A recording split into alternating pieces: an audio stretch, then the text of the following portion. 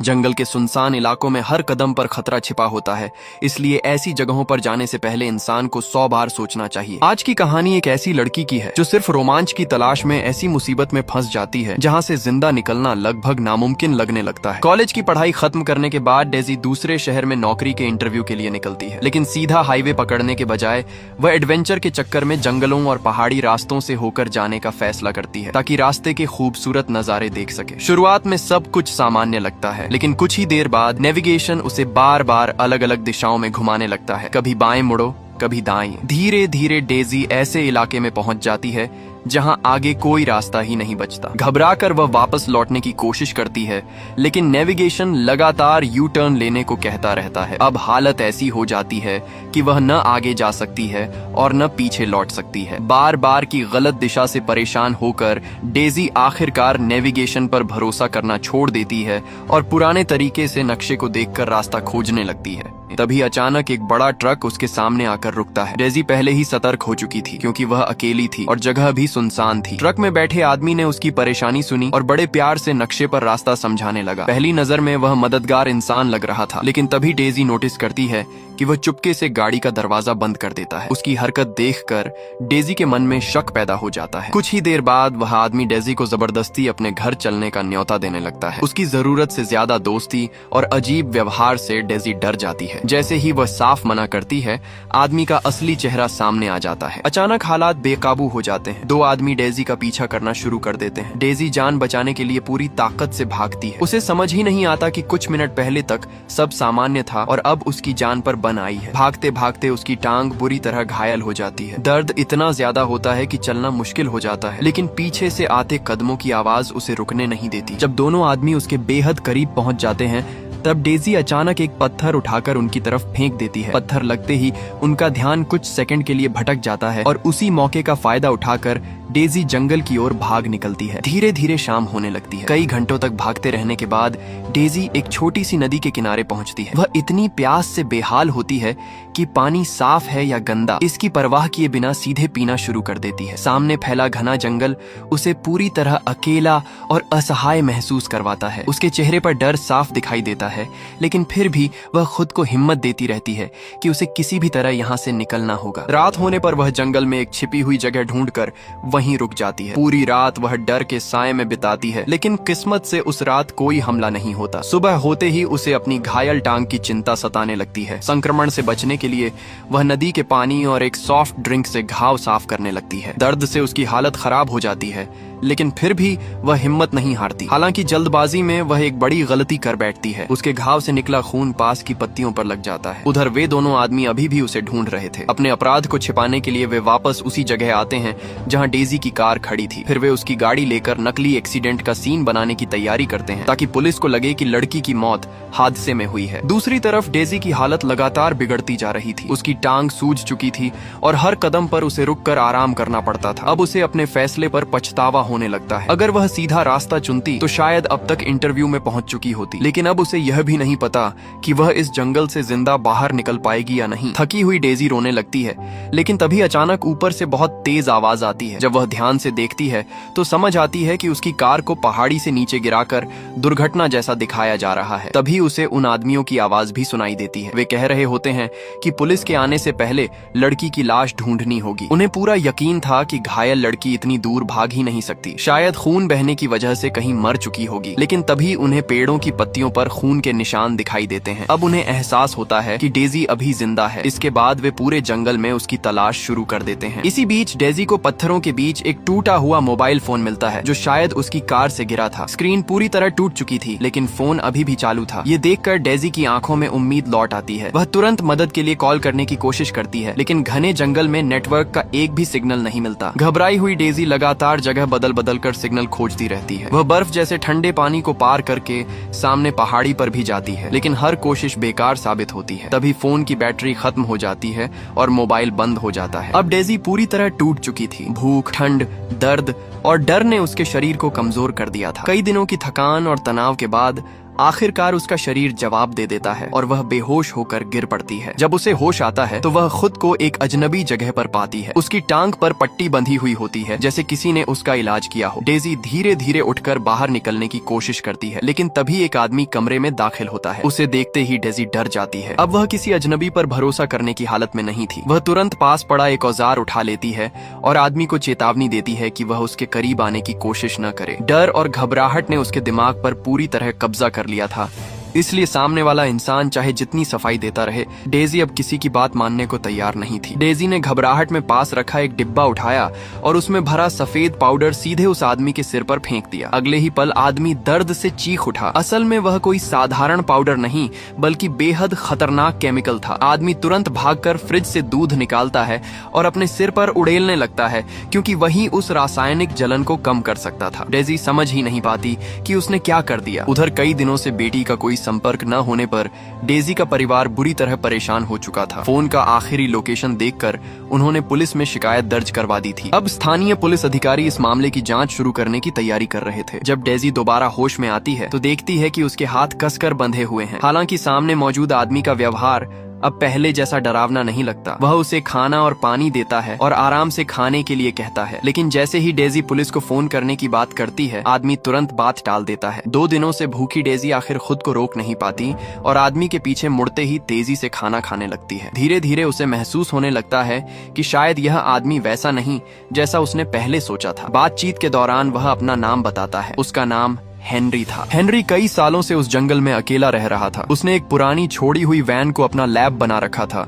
जहां वह ड्रग्स बनाने का काम करता था। जब डेजी अपनी पूरी कहानी उसे सुनाती है तो हेनरी तुरंत समझ जाता है कि उसका पीछा करने वाले वे दोनों आदमी कौन थे। तभी बाहर अचानक कोई आवाज आती है। हेनरी का चेहरा गंभीर हो जाता है। उसके हाव भाव देखकर डेजी समझ जाती है कि बाहर वही लोग होंगे जिनसे वह जान बचाकर भागी थी। और सच में बाहर वही दोनों आदमी थे। असल में जंगल में रहने वाले सिर्फ यही 3 लोग थे और कई सालों से साथ काम कर रहे थे। हेनरी ड्रग्स तैयार करता था और बाकी दोनों आदमी माल सप्लाई करने का काम करते थे। लेकिन इस बार वे व्यापार के लिए नहीं आए थे। वे खास तौर पर घायल लड़की को ढूंढने निकले थे। हेनरी उन्हें अंदर आने से रोकने की पूरी कोशिश करता है। वह बहाने बनाता है, बात घुमाता है, लेकिन आखिरकार दोनों जबरदस्ती अंदर घुस जाते हैं। हैरानी की बात यह थी कि अंदर कोई नहीं था। उनके ध्यान भटकते ही हेनरी जल्दी से खाना और पानी छिपा देता है और कमरे में मौजूद हर सबूत मिटाने की कोशिश करता है। सब कुछ इतना सामान्य लग रहा था कि दोनों आदमियों को कोई शक नहीं हुआ। असल में उनके आने से पहले डेजी ने अपनी समझदारी से खुद को बचा लिया था। उसने कमरे में मौजूद केमिकल्स को पानी के साथ मिलाकर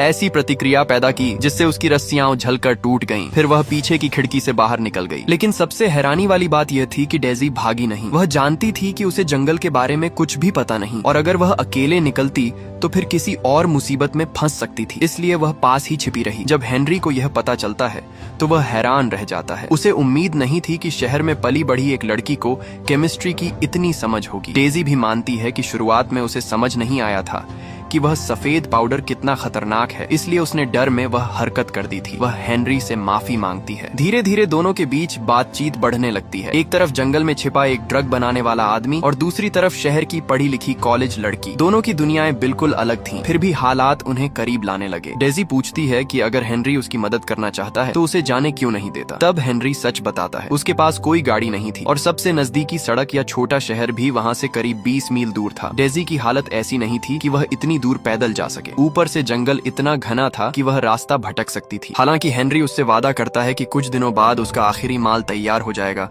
और तब वह खुद उसे वहां से बाहर ले जाएगा। ये सुनकर डेजी को पहली बार थोड़ा सुकून मिलता है। दिन गुजरने लगते हैं और दोनों के बीच भरोसा बढ़ता जाता है। कई बार जब डेजी अकेले बाहर निकलती तो हेनरी बहुत गुस्सा हो जाता, क्योंकि उसे डर था कि कहीं वे दोनों आदमी उसे फिर न पकड़ लें। लेकिन डेजी को परेशान देखकर उसका गुस्सा तुरंत शांत भी हो जाता। एक दिन डेजी के पूछने पर हेनरी उसे जंगल से बाहर निकलने का सबसे छोटा रास्ता भी बता देता है। अब डेजी का भरोसा उस पर पूरी तरह बनने लगा था, लेकिन अभी भी उसे यह नहीं पता था कि असली खेल क्या है। फिर एक दिन अचानक एक पुलिस अधिकारी वहां पहुंचती है और सारी सच्चाई सामने आने लगती है। असल में हेनरी और वे दोनों आदमी उसी महिला अधिकारी के लिए काम करते थे। वही इस पूरे नेटवर्क की असली सरगना थी। उसकी सुरक्षा में वे दोनों आदमी सालों से जंगल में लड़कियों का शिकार करते आ रहे थे। न जाने कितनी मासूम लड़कियां उनकी वजह से गायब हो चुकी थीं। जब डेजी पहली बार जंगल में पहुंची थी तब मैट और उसका साथी एक लाश छिपा रहे थे। उन्हें लगा कि डेजी ने सब कुछ देख लिया है, इसलिए वे उसे ढूंढकर मार देना चाहते थे ताकि कोई गवाह न बचे। इस बार भी महिला अधिकारी उसी वजह से वहाँ आई थी, लेकिन हेनरी किसी भी कीमत पर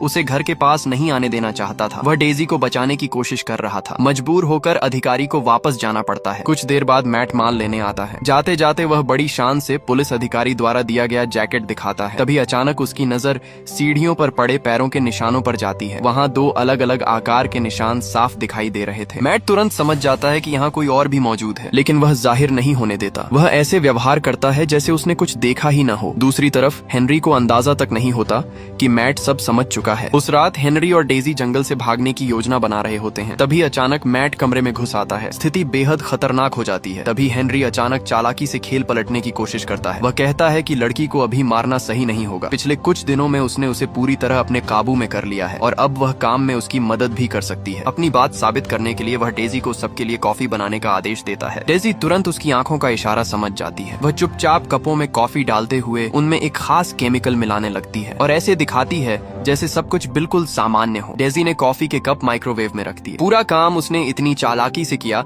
कि मैट और उसके साथी को जरा भी शक नहीं हुआ, लेकिन जैसे ही उन्हें कुछ गड़बड़ महसूस हुई तब तक बहुत देर हो चुकी थी। अचानक जोरदार धमाका होता है और माहौल पूरी तरह बिखर जाता है। किसी तरह वे दोनों बाहर निकल आते हैं, लेकिन हेनरी की पीठ बुरी तरह घायल हो चुकी थी। उससे भी ज्यादा डरावनी बात यह थी कि बुरी तरह झुलसा और घायल होने के बावजूद मैट अभी भी जिंदा था और बाहर निकल आया था। हेनरी समझ चुका था कि ताकत के मामले में वह मैट का मुकाबला नहीं कर सकता, लेकिन वह किसी भी हालत में डेजी को बचाना चाहता था। अपनी बची हुई आखिरी ताकत लगाकर वह मैट के हाथ से बंदूक छीन लेता है। ऐसा लगता है जैसे अब शायद सब खत्म हो जाएगा, लेकिन तभी अचानक पीछे से 2 गोलियों की आवाज गूंजती है। ये आवाज उस महिला पुलिस अधिकारी की थी। गोलियों की आवाज सुनते ही डेजी समझ जाती है कि कुछ बहुत बुरा हो चुका है। उसका दिल टूट जाता है, लेकिन अब रुकने का मतलब मौत था। वह अपने दर्द और डर को ताकत बनाकर वहाँ से भागना शुरू कर देती है। उधर महिला अधिकारी को अब पूरे हालात का अंदाजा हो चुका था, लेकिन उसके चेहरे पर डर या घबराहट का कोई निशान नहीं था। उसकी सबसे बड़ी चिंता सिर्फ आखिरी ड्रग्स की खेप थी जो सुरक्षित उसकी गाड़ी में रखी हुई थी। अब उसके रास्ते में बस एक ही रुकावट बची थी, डेजी, और इसलिए उसने फैसला कर लिया कि डेजी को हर हाल में खत्म करना होगा। कई घंटों तक भागते रहने और जान की बाजी लगाने के बाद आखिरकार डेजी किसी तरह मुख्य सड़क तक पहुंच जाती है, लेकिन उसकी किस्मत इतनी खराब थी कि वहां उसे वही महिला अधिकारी मिलती है। हालांकि डेजी ने उसे पहले कभी देखा नहीं था, लेकिन उसे उसकी आवाज याद थी। जब वह पहले हेनरी के घर में छिपी हुई थी तब उसने उसी महिला को हेनरी से बात करते सुना था। इसलिए जैसे ही अधिकारी ने पहली बार उससे बात की, डेजी तुरंत समझ गई कि अब वह बहुत बड़े खतरे में है। महिला अधिकारी बंदूक के दम पर उसे अपने साथ ले जाती है। दोनों एक नदी के किनारे पहुंचते हैं। अब अधिकारी अपनी आखिरी योजना पूरी करने वाली थी। डेजी कितनी भी मिन्नतें करे, वह महिला बिल्कुल पत्थर दिल बनी रहती है। डेजी समझ चुकी थी कि अधिकारी उसे मारकर उसकी मौत को डूबने का हादसा दिखाना चाहती है। जब डेजी पानी में उतरती है, शायद वही उसकी आखिरी उम्मीद थी भाग निकलने की, लेकिन अधिकारी पहले से तैयार थी। वह तुरंत डेजी को पकड़कर बेरहमी से पानी में धक्का दे देती है। कमजोर और घायल डेजी उसकी ताकत के सामने टिक नहीं पाती। वह बार बार खुद को छुड़ाने की कोशिश करती है, लेकिन हर कोशिश बेकार साबित होती है। धीरे धीरे उसकी सांसें टूटने लगती हैं। लेकिन तभी मौत और जिंदगी के बीच के उस आखिरी पल में डेजी को याद आता है कि उसने लैब से एक छोटा सा औजार अपने बचाव के लिए छिपा कर रखा था। वो तुरंत उसे निकालती है और पूरी ताकत से हमला कर देती है। यहीं आकर इस खौफनाक कहानी का अंत होने लगता है। वह भ्रष्ट पुलिस अधिकारी जिसने अपने पद और ताकत का इस्तेमाल करके सालों तक अपराधियों का साथ दिया, मासूम लोगों की जान ली और जंगल को नरक बना दिया था, आखिरकार अपने अंजाम तक पहुंच जाती है। डेजी आखिरकार उस डरावने जंगल से जिंदा बाहर निकल आती है, लेकिन उसके चेहरे पर कोई खुशी नहीं होती। उसकी आंखों में सिर्फ खालीपन और सदमा दिखाई देता है। जो कुछ उसने देखा और सहा, उसने उसकी सोच हमेशा के लिए बदल दी थी। अब वह समझ चुकी थी कि चमकती हुई आधुनिक दुनिया के पीछे इस धरती पर ऐसे भी इलाके मौजूद हैं जो किसी नरक से कम नहीं। फिल्म सिर्फ एक सर्वाइवल कहानी नहीं सुनाती, बल्कि इसके अंदर कई गहरे संदेश भी छिपे हुए हैं। शुरुआत में फिल्म हमें बड़े शहरों की ऊंची इमारतें दिखाती है, तेज रफ्तार हाईवे दिखाती है, फिर खेतों में ट्रैक्टर चलाते किसान और खुले मैदानों में घूमते जानवर। इसके बाद कहानी धीरे धीरे इंसानी सभ्यता से दूर एक सुनसान जंगल में पहुंच जाती है, जहां सिर्फ अंधेरा, डर और हिंसा बचती है। ये पूरा सफर असल में सभ्यता से बर्बरता की ओर बढ़ने का प्रतीक है। फिल्म में दिखाई गई नदी का नाम भी खास मायने रखता है। कई साल पहले वह इलाका एक औद्योगिक खनन क्षेत्र हुआ करता था। पहाड़ों की लाल मिट्टी की वजह से नदी का पानी लाल दिखता था, इसलिए उसका यह नाम पड़ा। लेकिन समय के साथ वह जगह वीरान हो गई। अब वहाँ कोई नहीं जाता। धीरे धीरे वह पूरा जंगल कानून और सभ्यता से कटकर ऐसी जगह बन चुका था जहाँ इंसानियत का कोई मतलब नहीं रह गया था। फिल्म आखिर में एक बहुत गहरी बात कहती है। हम सोचते हैं कि इंसान आधुनिक तकनीक और विकास की तेज सड़क पर बहुत आगे निकल चुका है, लेकिन सच ये है कि इंसान की भावनाएं, उसकी सोच और उसकी इंसानियत उतनी तेजी से विकसित नहीं हो पाई। तकनीक आगे बढ़ गई, लेकिन इंसान के अंदर छिपी हिंसा, लालच और अंधेरा अभी भी वहीं का वहीं है। शायद यही कारण है कि आधुनिक दुनिया के बावजूद इंसान आज भी अपने भीतर के जंगल से पूरी तरह बाहर नहीं निकल पाया है। ये मूवी यही समाप्त हो जाती है। उम्मीद है आपको ये मूवी एक्सप्लेन वीडियो पसंद आया होगा। धन्यवाद। आप अपनी राय कमेंट बॉक्स में भी दे सकते हैं।